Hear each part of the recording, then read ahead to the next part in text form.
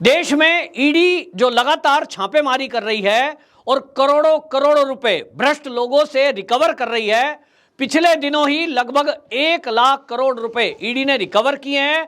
इसको लेकर के जो भ्रष्ट लोग हैं वो बौखला गए हैं और इस बौखलाहट में वो सुप्रीम कोर्ट गए और सुप्रीम कोर्ट में उन्होंने पिछले दिनों याचिका लगाई थी और सुप्रीम कोर्ट से आग्रह किया कि जो ईडी का कानून है जिसके तहत वो किसी की भी गिरफ्तारी कर लेती है, किसी की भी सामान की कुर्की कर लेती है, किसी की भी संपत्ति को जब्त कर लेती है, इस पर रोक लगाई जाए।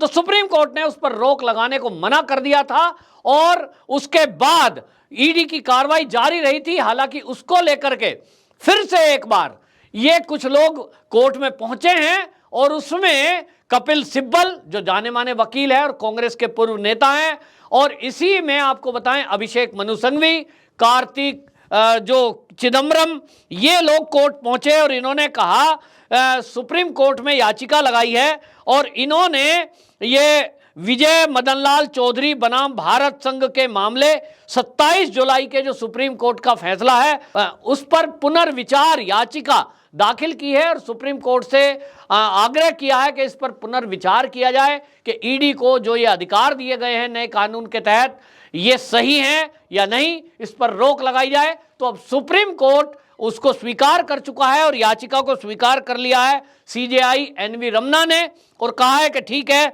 इस पर हम बात करेंगे और पीएमएलए की धारा 45 में जमानत के लिए जो 2 शर्तें हैं वो भी बरकरार रखी है, उस पर भी विचार होगा। ये जो ईडी है, इस एजेंसी को यह अधिकार दिया गया कि वो कभी भी किसी के घर की तलाशी ले सकते हैं, कभी भी उनके घर से अगर अवैध संपत्ति मिलती है तो उसको जब्त कर सकते हैं और इसी तरह अगर कोई सामान ऐसा है और व्यक्ति फरार हो जाता है तो उस व्यक्ति की संपत्ति को कुर्क भी कर सकते हैं। इस तरह से जो ये शक्ति है इनको बरकरार रखा गया और इसको जो बढ़ाया, इसके कारण से हमने देखा नतीजे सामने आए।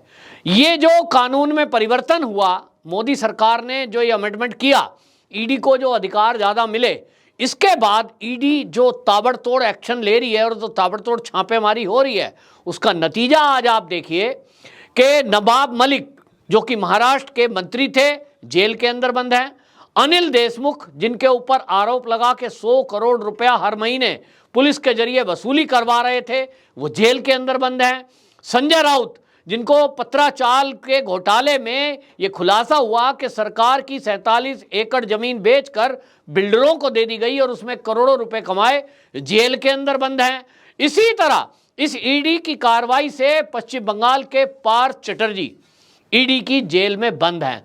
अब ये जो कार्रवाई हो रही है, इस कार्रवाई में ही आप ये देखें कि अगला जो टारगेट है वो है सोनिया गांधी और राहुल गांधी। उनको भी ईडी पूछताछ के लिए बुला रही है, उनसे पूछताछ चल रही है और इस मामले में जो पूछताछ हो रही है वो धन के मामले में जो भी अनियमितता होती हैं उसको ईडी चेक करती है और उसको जो कंप्लेंट मिलती है उस पर कार्रवाई करती है। इन्हीं मामलों में आप देखें कि जब देश के अंदर ये कार्रवाई हो रही है, इसको रोकने के लिए कांग्रेस के कई वरिष्ठ वकील जो कांग्रेस के कार्यकर्ता पदाधिकारी भी है, वो भागे भागे सुप्रीम कोर्ट गए और उन्होंने बाकायदा इसको रोक लगाने की कोशिश करी और सुप्रीम कोर्ट से आग्रह किया कि ईडी जो ये गिरफ्तारी कर रही है, सामान की जब्ती कर रही है, जो ये कानून है जिसमें ये अधिकार ईडी को दिया गया है कि वो जो है विशेष अदालत में उनकी सुनवाई हो, तो वो कह रहे हैं कि साहब ये जो है गलत है, इसको रोका जाना चाहिए।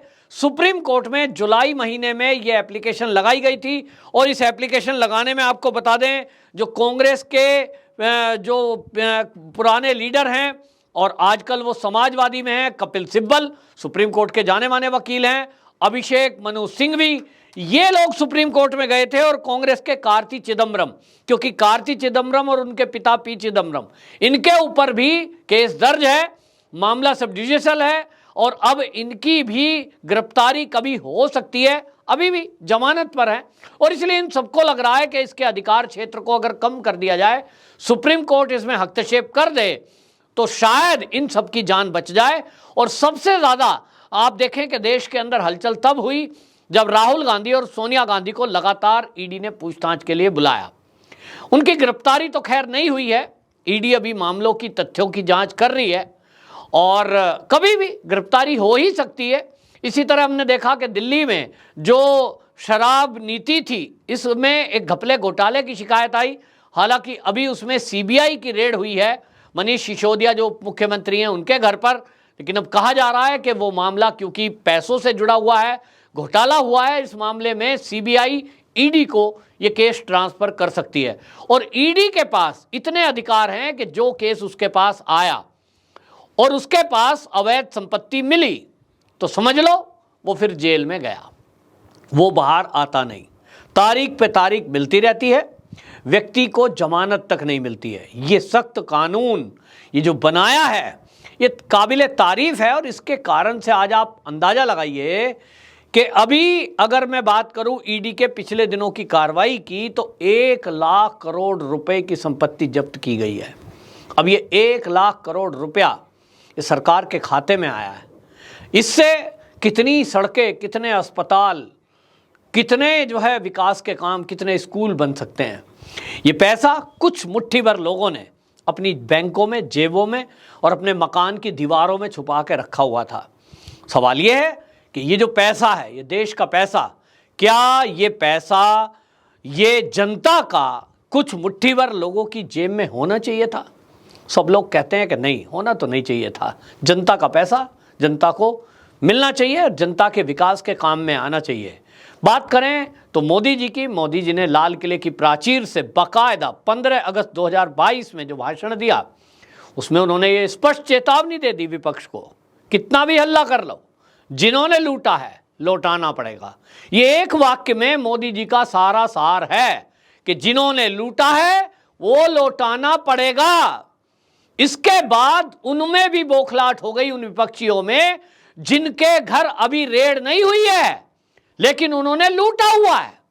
चोर की दाढ़ी में तिनका, ये कहावत हमने सुनी थी, बुजुर्गों ने बनाई है कि किसी ने कहानी सुनाई, कहीं चोरी हो गई थी, सारे लोग इकट्ठे किए गए और जो एक व्यक्ति बुद्धिमान था उसने केवल इतना कहा कि इस भरी सभा में जितने लोग खड़े हैं मैं चोर को पहचान के बता सकता हूं कि वो चोर कौन है, मैंने क्योंकि उस व्यक्ति को देखा है, जबकि उसने देखा नहीं था। और उसने कहा कि चोर की दाढ़ी में तिनका लगा हुआ है। और वहां जितने लोग खड़े थे अधिकतर की दाढ़ी थी, लेकिन जो चोर था उसको लगा तेरी दाढ़ी में तिनका तो नहीं लग गया है, ये इसी वजह से तो लोग नहीं पहचान रहे हैं। बस उसने अपनी दाढ़ी को टटोला, इसी से पकड़ा गया। ये इस समय विपक्ष की हालत है। मोदी जी ने लाल किले की प्राचीर से बोला जिन्होंने लूटा है लौटाना पड़ेगा, और सबको दिक्कत हो गई, सबके पेट में दर्द हो गया, सबको प्रॉब्लम ये हो गई कि भाई 13 नंबर ना आ जाए, 13 नंबर ना आ जाए। और इसी हड़बड़ी में सब बोलने लगे एक सुर में, मोदी जी जो केंद्रीय एजेंसियां हैं, ईडी और सीबीआई है, इनका दुरुपयोग कर रहे हैं, ये हमसे डर गए हैं। कोई कह रहा है 2024 का मुकाबला तो बस मेरी पार्टी से है, इसलिए मेरी पार्टी पे हमला हो रहा है। कोई कह रहा है वो मेरे से है, तेरे से नहीं है, मेरी पार्टी पे हमला इसलिए हो रहा है। महाराष्ट्र वाले वो अलग कह रहे हैं, उद्धव ठाकरे जी, किसी से कंपटीशन नहीं है, मेरी पार्टी पे हमला हो रहा है। और नेशनल कॉन्फ्रेंस वाले कह रहे हैं नहीं नहीं साहब, 2 मंत्री हमारे जेल में बंद रहे हैं, मोदी जी तो घबराए हुए हमारे पार्टी से हैं। मतलब आप समझ लिए पिद्दी ना पिद्दी का शोरमा। वो कहावत है कि जरा जरा से छोटे छोटे चूहे कहे जाने वाले राजनीति में, वो भी सबके सब एक सुर में ये बोलने में लगे हुए हैं मोदी जी तो बस हमसे डर रहे हैं। मोदी जी ना डर रहे किसी से भी, मोदी जी क्यों डरेंगे? जो डरता कौन है? पुलिस से, ईडी से, सीबीआई से, गिरफ्तारी से कौन डरेगा? मैं तो नहीं डरता। जिसने गलत किया है केवल वो डरेगा। और कोई घोषणा कर रहा है मेरी 3 दिन में गिरफ्तारी होने वाली है, पुलिस मुझे कभी भी गिरफ्तार कर सकती है, मेरे घर में ईडी की रेड पड़ सकती है, मेरे घर में सीबीआई का छापा पड़ सकता है। अरे भैया तुम इतने बड़े भविष्यवक्ता हो तो भैया क्यों ऐसी उल्टी भविष्यवाणी क्यों? जिसने गलत किया है उसी को तो खतरा है। मेरे घर में कोई 2 नंबर की कमाई नहीं है। आप जितने लोग दर्शक हैं आप बताइए, आपके घर में कोई 2 नंबर की कमाई नहीं है तो आप कभी कहोगे ऐसा? आपने सुना किसी को मोहल्ले पड़ोस में मेरे कभी भी गिरफ्तारी हो सकती है, मेरे घर में सीबीआई की रेड हो सकती है? अरे सीबीआई की रेड किसके घर में होती है? सीबीआई की रेड उसके घर में होती है जो बड़े अव्वल दर्जे का अपराधी होता है। कभी कभी ऐसा भी होता है कि कंप्लेंट फर्जी भी निकलती है, लेकिन जो ऊंचे दर्जे के होते हैं, और ईडी पूरी सूचना जुटा कर जाती है और ईडी जहां छापेमारी करती है, अगर किसी के घर 2 नंबर के पैसे नहीं है, जो उसके घर में नोट मिले, सोना मिला, चांदी मिला, वो उसकी मेहनत की कमाई है, तो ईडी क्या जबरदस्ती ले जाएगी भाई? ईडी तो इस देश में रोज काम करती है। छापे जो पड़ते हैं, आप लोगों को सुनाई देता है पार चटर्जी के यहाँ छापा पड़ा, 50 करोड़ मिले, इतना सोना मिला, नवाब मलिक के यहाँ छापा पड़ा, इतना मिला, जो संजय राउत के यहाँ छापा पड़ा, इतना मिला। ये जिनके यहाँ मिलता है, कोई ईडी अपने बैग में रख के तो ले नहीं जाती कि ईडी का कोई अधिकारी है, वो अपने खाते से पैसे निकालेगा, फिर वो वहाँ जप्ती में दिखाएगा। ऐसा कौन पागल है? ऐसा कैसे दिखा सकते हैं? जैसा मैंने बताया, ईडी ने अभी हाल ही में 1 लाख करोड़ रुपया, ये पिछले दिनों की मैं बात कर रहा हूं, ये जब्त किया। अब 1 लाख करोड़ रुपया सोच सकते हैं आप कितना होता है? 1 करोड़ में ही कितने हजार होते हैं? ये पैसा ईडी ने जब्त किया है ऐसे बेईमान लोगों से जिन्होंने देश का पैसा लूटा और वो उसका हिसाब नहीं दे पाए। तो जो हिसाब नहीं दे पाए उसको लेकर के सुप्रीम कोर्ट में पहुंचे हैं, और सुप्रीम कोर्ट में पहुंच करके इसको जो है चैलेंज किया है कि ये जो है इसको जो है रोका जाए, और इसमें जो है धारा सीजे इसमें रोकने की कोशिश में सुप्रीम कोर्ट में केस को डाला है। अब देखना होगा, सुप्रीम कोर्ट ने एप्लीकेशन को स्वीकार किया है और ये कहा है कि ठीक है, हम इसको स्वीकार करते हैं और इस पर पुनर्विचार करने के लिए कोर्ट तैयार है। तो देखना होगा सुप्रीम कोर्ट का क्या फैसला आता है। हालांकि सुप्रीम कोर्ट ने यह भी टिप्पणी की है कि इस मामले में संशोधन अभी भी सुप्रीम कोर्ट के जो ईडी का न्याय, जो ईडी का कानून है, इस मामले को लेकर संसद में पेंडिंग है। तो संशोधन संसद को करना है, कोर्ट केवल बनाए हुए कानून का पालन करता है, उसके ऊपर अपने फैसले देता है। कानून को परिवर्तन करना ये सुप्रीम कोर्ट का काम नहीं है। तो कानून के जानकार कहते हैं कि ईडी की इसी तरह छापेमारी चलती रहेगी, भ्रष्ट लोग जेल में जाते रहेंगे और सरकारी संपत्ति की लूट इसी तरह वसूली जाती रहेगी।